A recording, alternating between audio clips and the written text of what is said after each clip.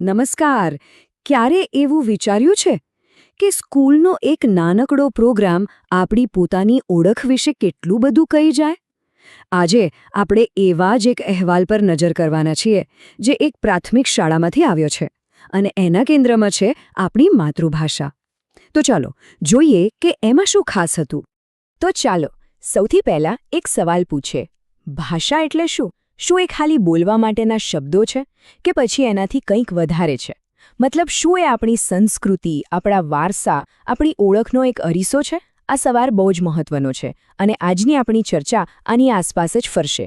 અને જુઓ, જવાબ એકદમ સીધો છે. ભાષા એટલે શબ્દોથી ઘણું ઘણું વધારે.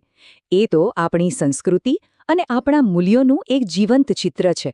અને આ જ વાત, આ જ વિચાર નાની વરેટ પ્રાથમિક શાળાની ઉજવણીના મૂળમાં હતો.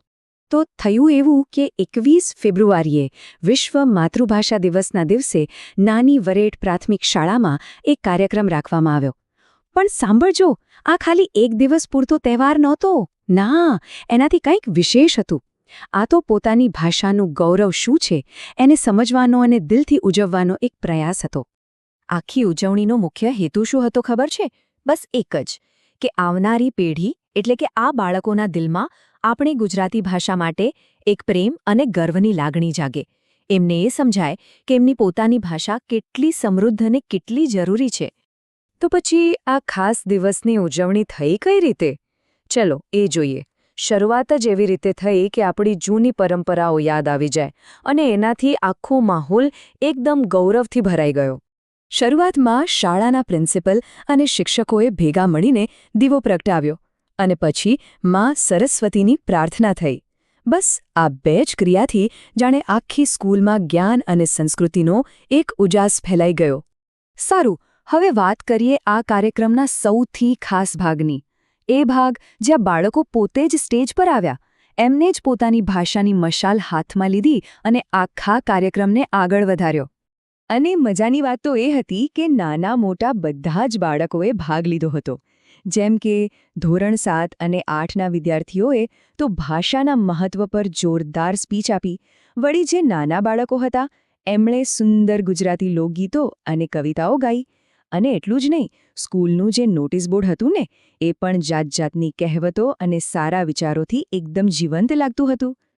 બાળકોની સ્પીચમાં એક કહેવત વારંવાર સંભળાતી હતી, માં તે માં, બીજા બધા વગડાના વા. અને આ એક જ લાઇનમાં કેટલી મોટી વાત કહી દીધી. એમણે સમજાવ્યું કે જે રીતે દુનિયામાં માની જગ્યા કોઈ ન લઈ શકે, બસ એ જ રીતે આપણી માતૃભાષાની જગ્યા પણ બીજી કોઈ ભાષા ક્યારેય નથી લઈ શકતી. કેટલી સુંદર વાત નહીં? તો બાળકોએ તો પોતાની વાત દિલથી રજૂ કરી. પણ એ પછી કાર્યક્રમ એક એવા પડાવ પર પહોંચ્યો જે બહુ જ મહત્વનો હતો. એ પડાવ હતો એક સામૂહિક શપથનો, એક વચનનો.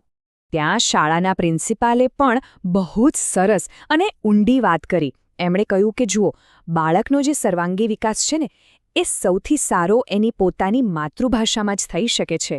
એમણે ઉમેર્યું કે ભલે આપણે દુનિયાભરની ભાષાઓ શીખીએ, એમાં કંઈ ખોટું નથી, પણ આપણી ગુજરાતી ભાષા માટેનો જે પ્રેમ છે એ ક્યારે ઓછો ના થવો જોઈએ.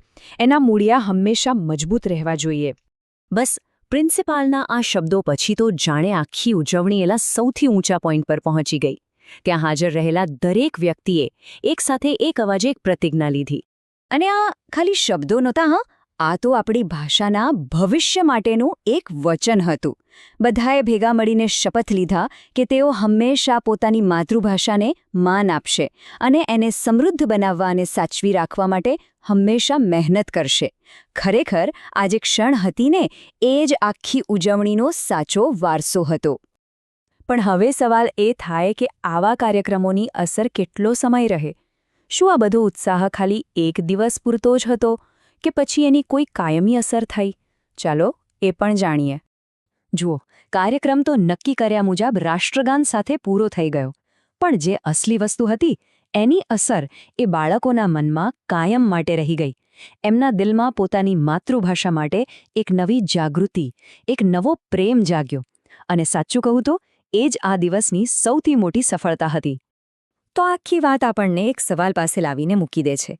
જે રીતે આ સ્કૂલના બાળકોએ પોતાની ભાષાના મહત્વને ઓળખ્યું, એ રીતે આપણે બધાએ ક્યારેક તો વિચારવું જ રહ્યું કે આપણી પોતાની માતૃભાષા એ આપણા માટે ખરેખર શું છે, એનો આપણી જિંદગીમાં શું મતલબ છે.